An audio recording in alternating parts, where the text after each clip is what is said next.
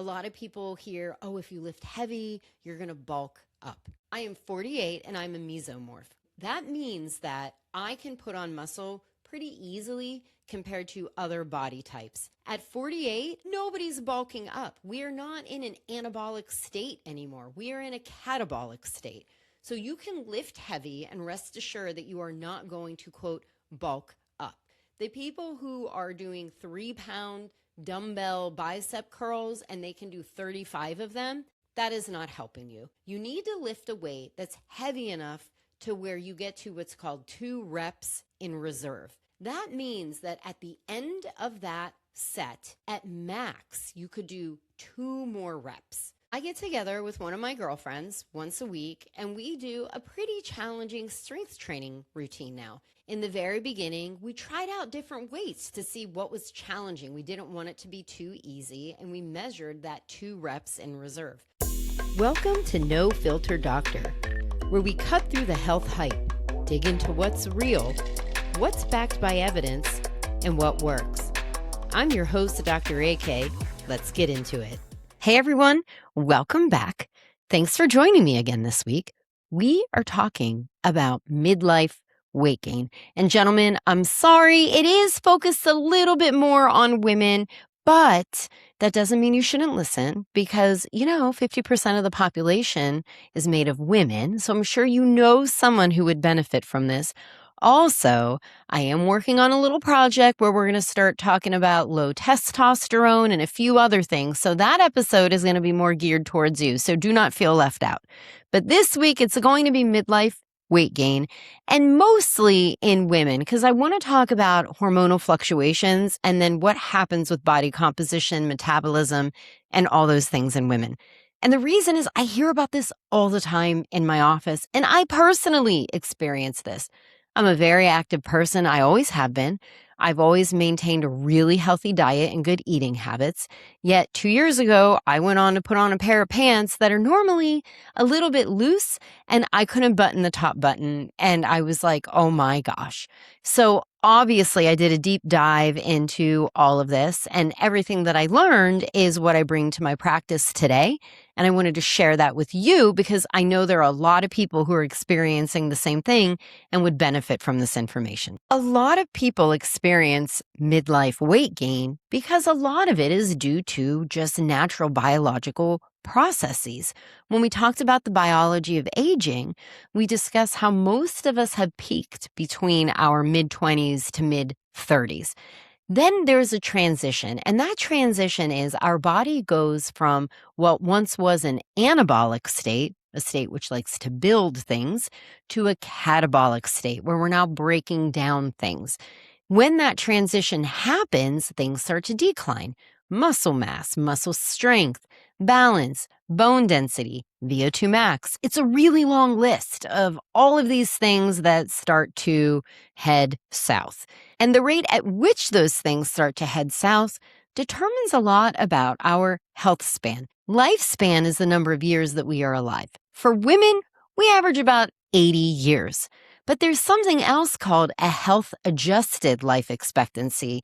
And for women, that value is 9.2 to 19 years, which means although we're living until 80, depending on what source you look at, the last 9.2 to 19 years of those 80 years are unhealthy. We're frail, we're falling, we're in and out of the hospital, we have all kinds of medical problems. That's the difference between lifespan and health span. And that rate of decline is what influences that gap of the health-adjusted life expectancy. For women, it's particularly challenging because we do have those 12 hallmarks of aging that men also experience, the things that I just mentioned. But we also have a decline in our estrogen. Now, in 2025, there was a paper that was published that talked about all the different estrogen receptors that are in our bodies. There are at least 5 different kinds of estrogen receptors, and I'm telling you, they are everywhere. They're in the brain, they're in the gut, they're in the joints, muscles. They influence so many things in terms of gene expression, which proteins are made, which enzymes are up or down regulated, cell signaling and communication that goes on. And so when estrogen declines, we start to experience some additional physiologic things. So not only those 12 hallmarks of aging, but the additional aging that happens with declines in estrogen. That leads to increased visceral fat production, decrease of lean mass, decrease of the basal metabolic rate, increase inflammation, and increase insulin resistance. So lucky us, this natural process that women experience leads to these additional factors that contribute to our physiologic aging, which shorten that health span. Compounding this even more are the signs and symptoms of perimenopause and menopause. Things like sleep disturbances that leave you exhausted the next day, different musculoskeletal things like joint pains, plantar fasciitis, frozen shoulder, tons of mood fluctuations, cravings, bloating, and so many other things. Those factors contribute to decreased physical activity, decreased motivation, decreased energy, and higher amounts of fatigue. Who wants to exercise when you feel like that?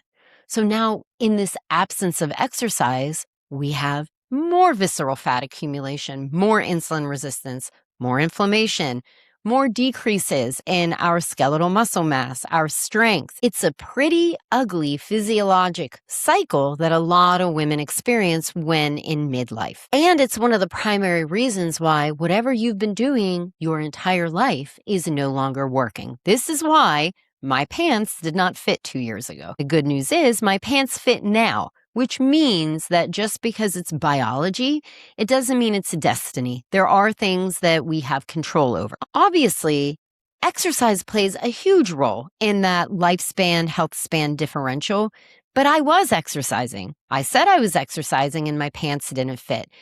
But that's because I wasn't exercising the right way.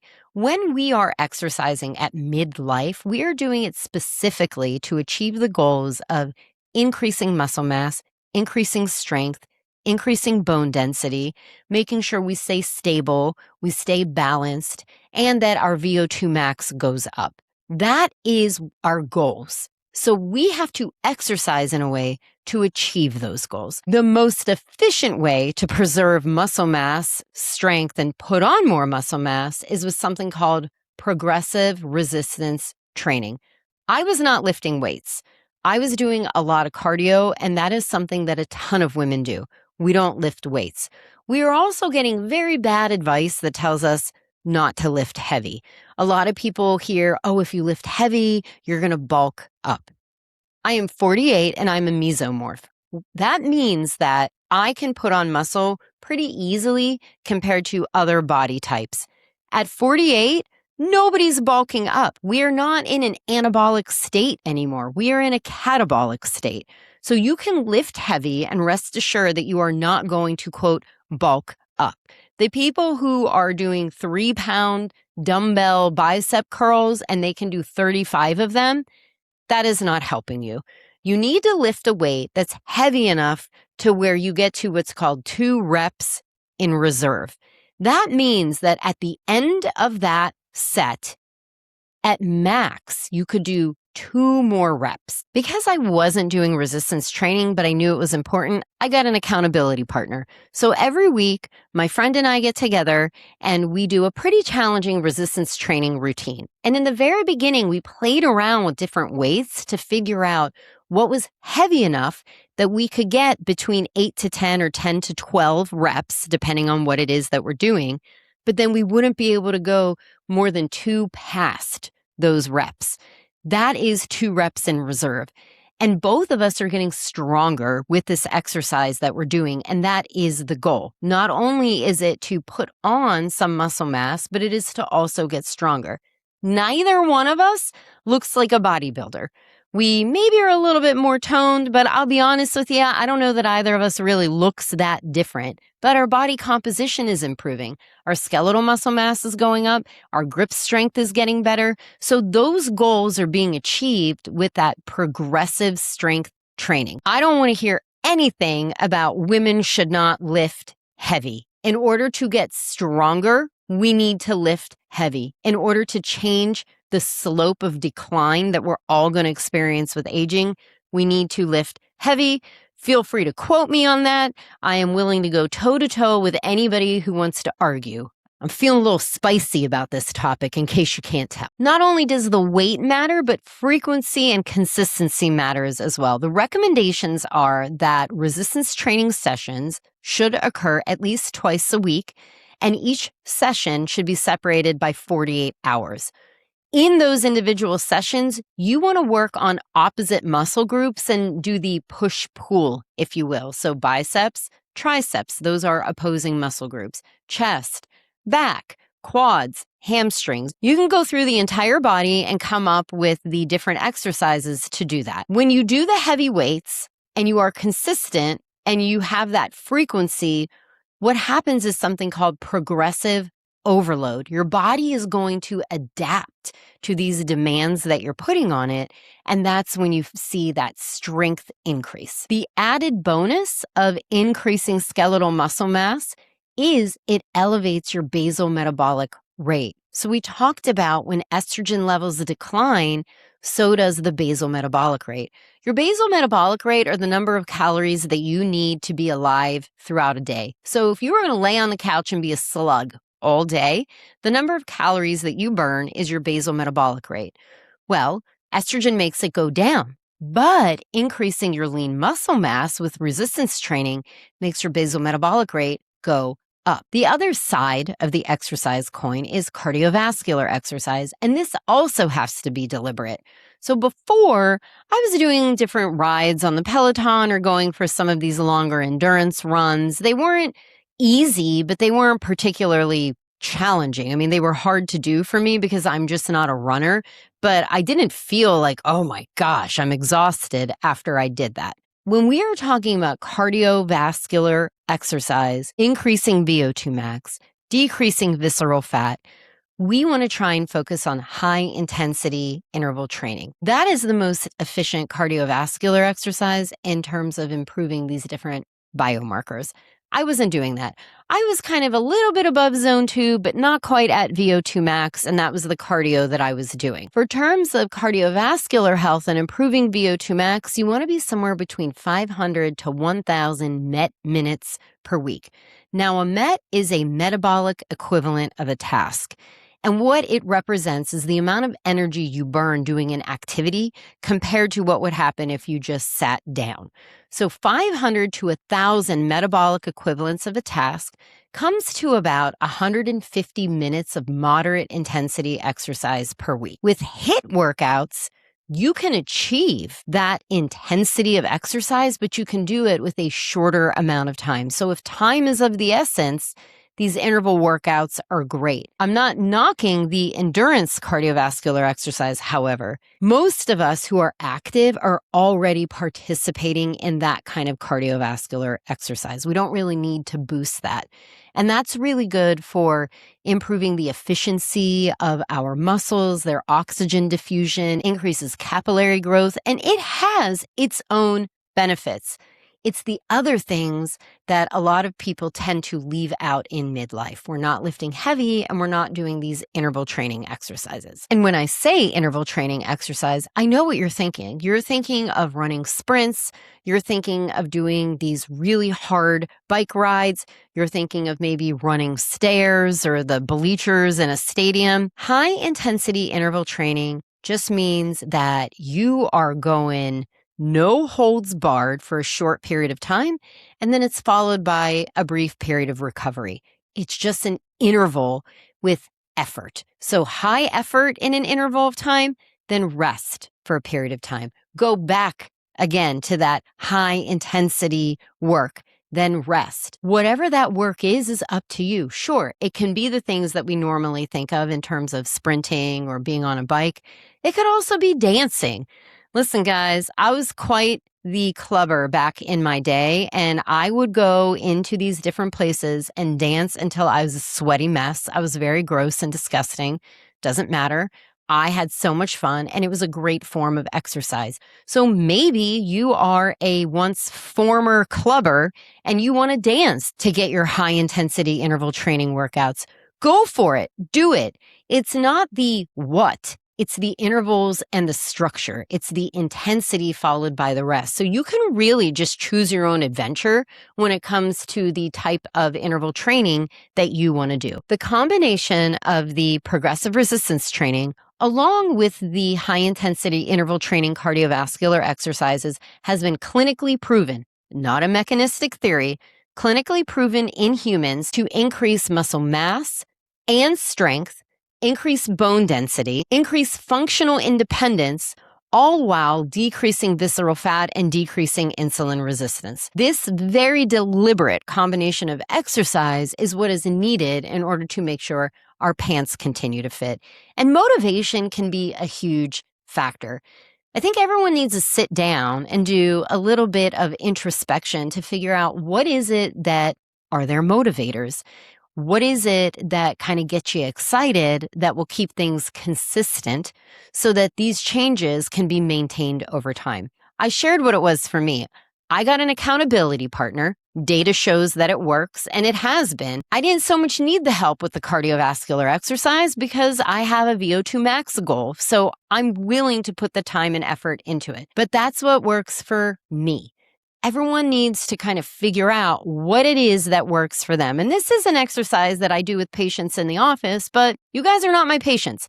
So you're going to need to do a little bit of work if motivation is an issue and try and figure out what is it that will allow you to incorporate these particular exercises into your routines. If you've listened to my podcast before, which actually many of you have, thanks for staying with me.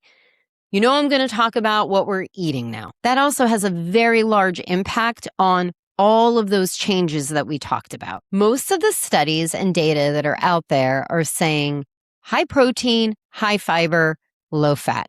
And I talked about fad diets and some of these keto diets and things. So I invite you to go back to that if you want to hear some of the evidence regarding the different diets. But we're not talking about dieting here. We're talking about our bodies have now transitioned to a catabolic state. Let's rewind a little bit. Our bodies are really good at storing carbohydrate and storing fat.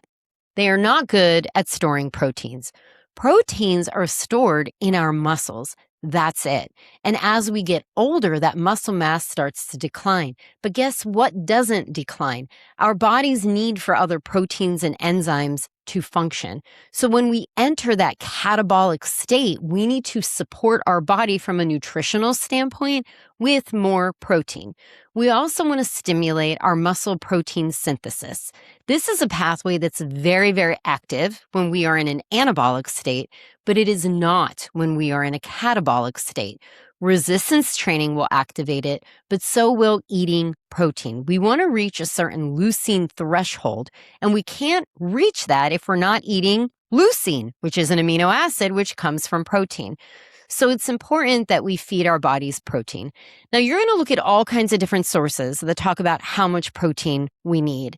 And the answer really is it depends, but the range is somewhere from 1.2 grams of protein per kilogram of ideal body weight up to 2.2 grams of protein per kilogram of ideal body weight per day.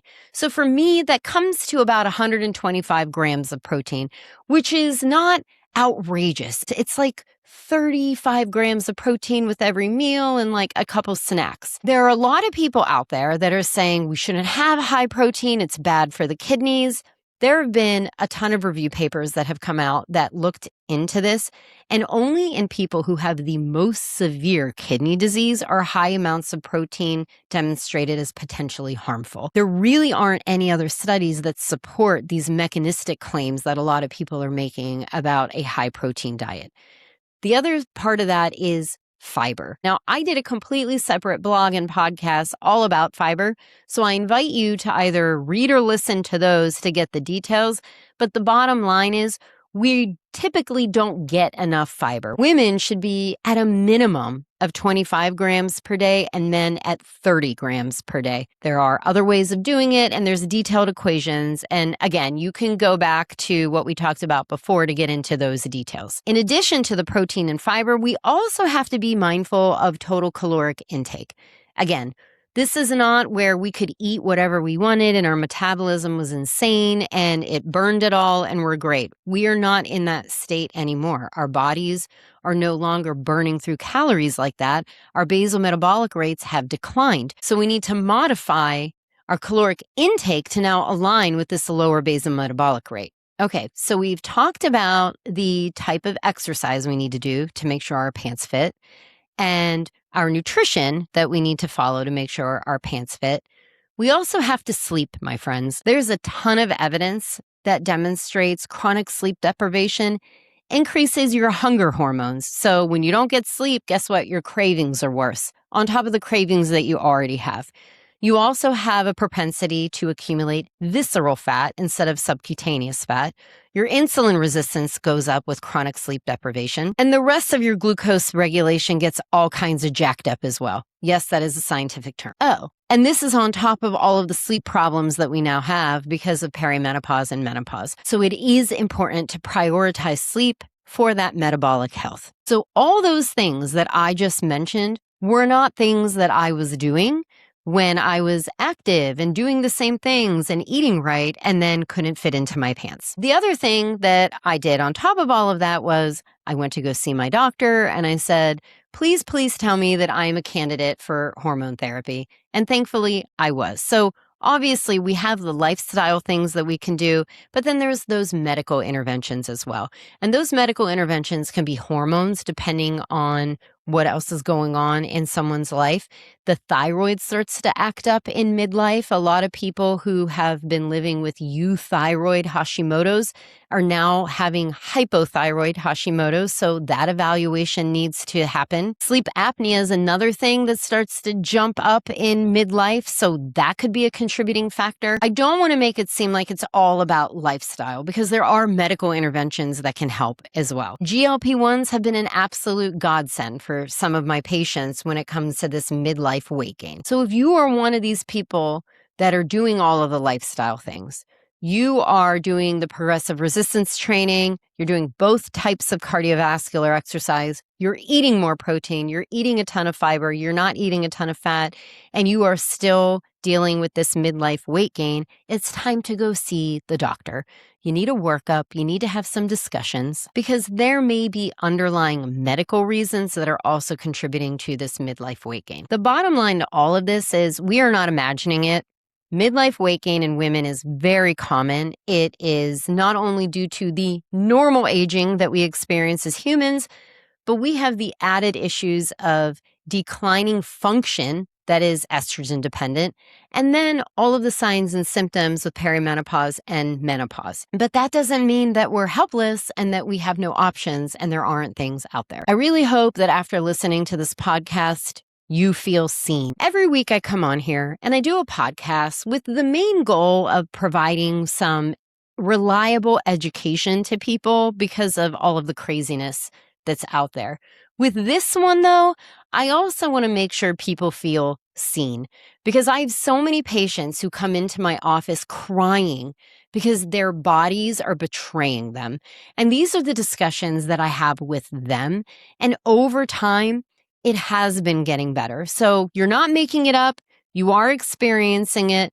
There are answers that are out there, and you should definitely go find a doctor who can help take care of this with you if you've already maximized all of the lifestyle modifications that you can do at home. My friends, we are at the end here. As always, thank you, but one extra special thank you. I started this podcast in September of 2025. Never in my wildest dreams did I think we would be at 3,000 downloads. Yeah. So thank you so much. I really appreciate your support. I still have no idea what I'm doing in terms of podcasting, but you are all validating me a ton and I really appreciate it. And with that, I will talk to you next week. Take care. Thank you so much for joining me on this week's No Filter Doctor. If you enjoyed the content, you can follow me on social media. I'm on Instagram, Facebook, and YouTube. You can also go to www.thewholehumanhealthandwellbeing.com and sign up for the weekly newsletter where you will get a link to the blog, that week's podcast, and a health tip of the week sent directly to you. It's important to know that while I am a doctor, I'm not your doctor. This podcast is for educational and informational purposes only, and it's not intended as medical advice. Listening to this podcast does not establish a doctor-patient relationship.